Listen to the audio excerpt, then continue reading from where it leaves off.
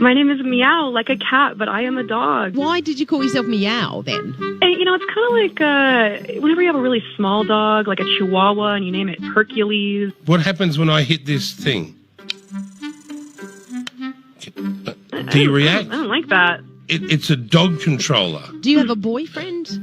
Handlers. They feed me, they take me on walks. We practice training, which is one of my favorite things because I get treats. So if you go out into the backyard and you do a poo, or do you wipe it on the grass? Sometimes. I have before. Typically, though, it's either raining or something, so I got to get over myself and I got to use the human toilet, I guess. Do you do that in the park? Like, do people give you funny looks?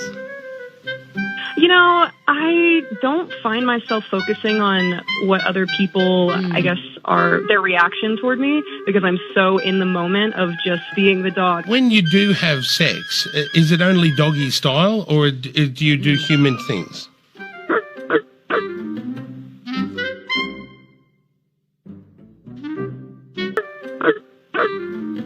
We let this stuff go too far, pretty soon we'll be f***ing dogs.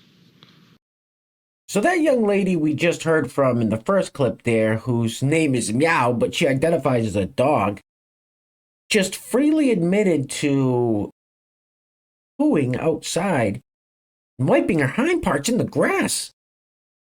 She does realize the internet is forever, right? Anyway, welcome back. Thank you guys so much for joining me. So I have a silly video for you guys today. Let's not take this too seriously. We're all just going to try to have a good laugh and probably have a good cry as we watch society collapse in real time right in front of our eyes. So with that being said, let's get into it. Now, if you place your attention on the screen for a moment. So here we have a Tinder profile of this young fella whose name is Philip, 28 years old. The plot thickens. It says, new name, Julia. Huh? Pronouns, she, her. Pansexual, MTF, which is male to female. Trans girl, trans woman, with the trans flag emoji. It continues. Forms, human girl, woman. Cat girl, cat woman. How to win my heart. Take me on a sushi date. Huh?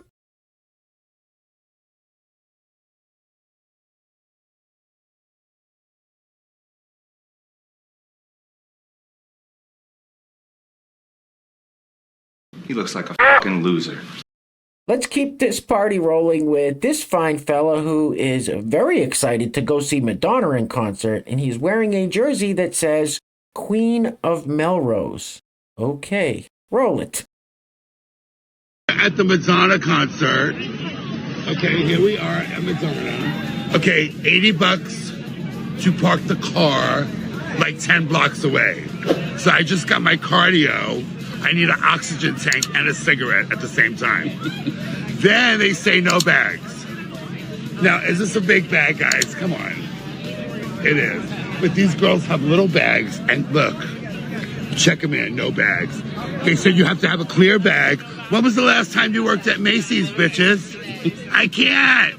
I just want to see Madonna. Ask Madonna what's up. Madonna, what is going on? You owe me a t-shirt, bitch. And a lap dance. Yes. I'm excited. That guy's got a serious weight problem. Go home, start exercising. So we've seen a few different news stories and studies and such here on the channel that show employers prefer not to hire people with pronouns on their resume, especially they-them pronouns. And this next clip is a perfect example as to why that rings true. Roll it. Nobody wants to work anymore. Let me tell you about the interview I had this week, and maybe then you'll see why nobody wants to work anymore. First red flag, I get there and they tell me that they're going to do my interview in the front of the store where customers are walking in, just in front of everyone. It didn't really bother me that much because I do really well in interviews. I'm very talkative and outgoing, but it was weird because I've never had an employer do that before. So the store manager and I, her name was Brittany, she asked me to describe myself and I said, I'm passionate, I'm outgoing, I'm hardworking. My biggest flaw, I get bored at work. I always have to be doing something. And she was like, that's great. There's always something to be doing here. She then told me to describe an instance I had a difficult time with a coworker, and I'm trans, so I wanted to tread the waters and see if this was a safe place for me to work. So I told her I had a former shift lead who was not respecting a coworker's identity, was constantly misgendering them and saying some very, very rude things. And I did mention that I did confront this coworker, and I told them that it was not respectful, and if the action continued, I would take it to HR. I told her, you know, I think it's very important to respect people in the workplace. And she was like, oh my God, yeah, I totally agree. So now I'm thinking, oh, awesome. She respects trans people. I'm going to be safe here. And then she says, yeah, I don't even get into gender ideology politics at work. Okay, girlie, what do you mean by that? And I asked her, I said, what do you mean? Could you give me an example? And she says, well, you know, I'll respect whatever you want to be called, but I had a former employee. Now, she wanted us to call her a boy, but she looked like a girl and dressed like a boy. And, you know, we all did our best to respect her pronoun. And I'm like, oh my God, she's describing a trans man right now, saying that she was respecting his pronouns, but is misgendering him to me this entire time. I did clarify with her. I was like, oh, was he a trans man? She was like, yeah, whatever she wanted to be called. Now, I already know this is not a safe place for me. If she offers me a job, I'm not taking it. That is disgusting. Who the f*** do you think you are, you crazy little shit? Now, it would appear with this clip that Al Weezy started a trend with this whole OOTN, or outfit of the night thing. I guess this would be the female version of Al Weezy, right? Roll it. Hey guys, I wanted to show y'all my outfit. I'm going out tonight for my birthday. My top is from Amazon. Cuffs and fishnets are from Amazon. This little clutch is from Shein, along with my skirt. Leg warmers are not keeping me warm, but they're from Amazon. And then I have pneumonia shoes, and that's it. I am about to catch pneumonia, so I will see y'all later. Oh wait, was she a great big fat person? Now that, folks, is a direct result of the body positivity movement, also known as the fat acceptance movement. Anyway, next up, so this fella is thinking about selling a mold of his, you guys know what I'm talking about. I'm eating tubage, my twig and berries. Yeah, that. Roll it. In one. Smile for yes, frown for no.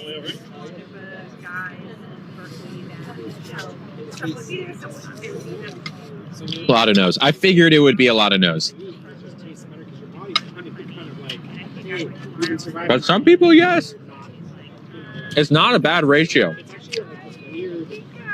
Putting what up for sale? A mold of my before it is gone. A piece of history, of my history.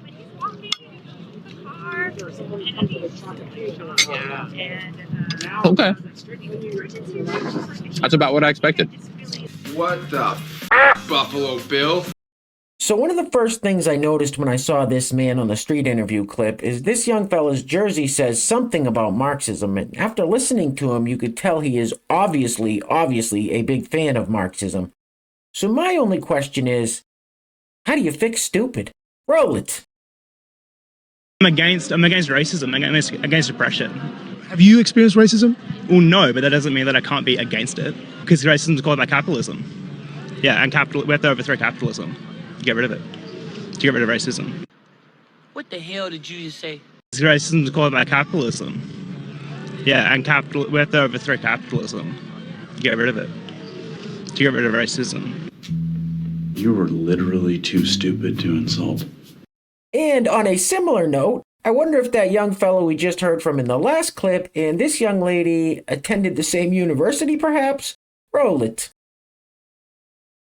We hear all the time, specifically in my comments, that we can't switch to communism or socialism because who's going to want to do the jobs that no one wants to do, i.e. the garbage man and stuff like that, which I laugh because I've already talked about it, but those people are not well compensated under capitalism anyway. So your point is moot, but stick with me. Under capitalism, there is no incentive to be the garbage man. There is no incentive to be the worker. But there is an incentive to be the capitalist, so that's how they justify it, is that the capitalist will make the garbage company, and then someone will have to be the garbage man because there's the garbage company. So ultimately, they are conceding the fact that having a garbage company is not really a personal interest of anyone anyway, because they're saying that the reason why the capitalist would want to do it is because of the profits, not because of the actual interest in being a garbage man.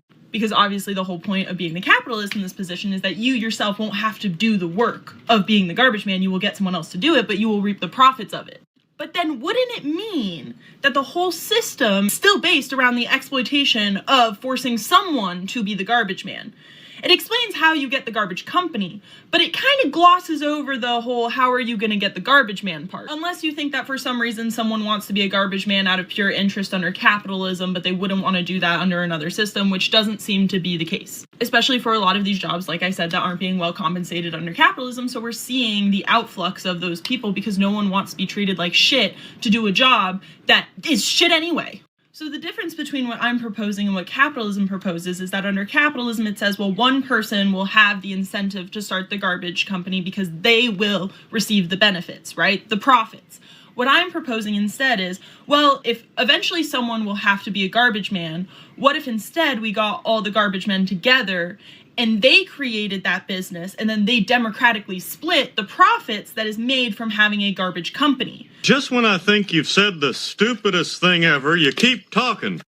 Hey guys, real quick, we don't have any sponsors for today's video. If you'd like to sponsor the next video and help support the channel, there is a PayPal link in the description box below, and I will say your full name as a sponsor of said video unless stated otherwise by you.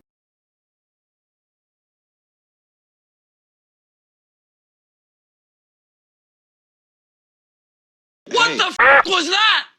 So this next news clip has literally nothing to do with anything, but it is absolutely hilarious watching this young lady try to keep it together and not burst out laughing, and I'm still not quite for sure what's so funny, but she does a pretty good job keeping her composure and holding it together till the end. Roll it. Here in the tri-state, the latest on a small outbreak of tuberculosis in Middletown. The city's Board of Health is allowing the owner of Dixie's Hillbilly Heaven Bar to reopen her business. Last week, health officials closed the bar after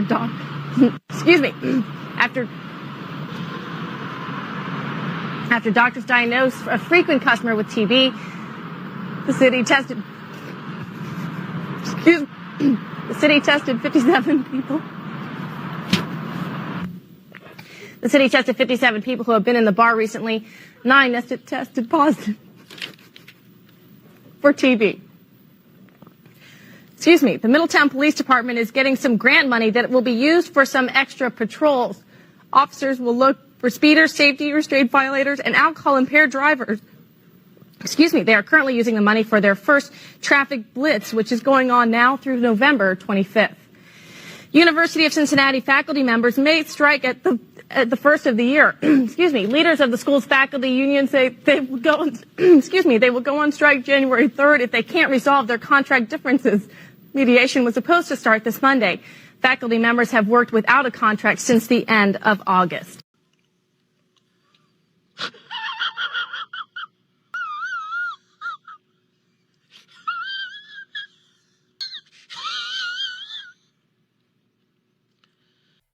All right, next up we have this clip of Rosie ODonnell, the one and only Rosie. Now, I'm not quite for sure why she's dressed like Kim Jong-un of North Korea, but that's neither here nor there.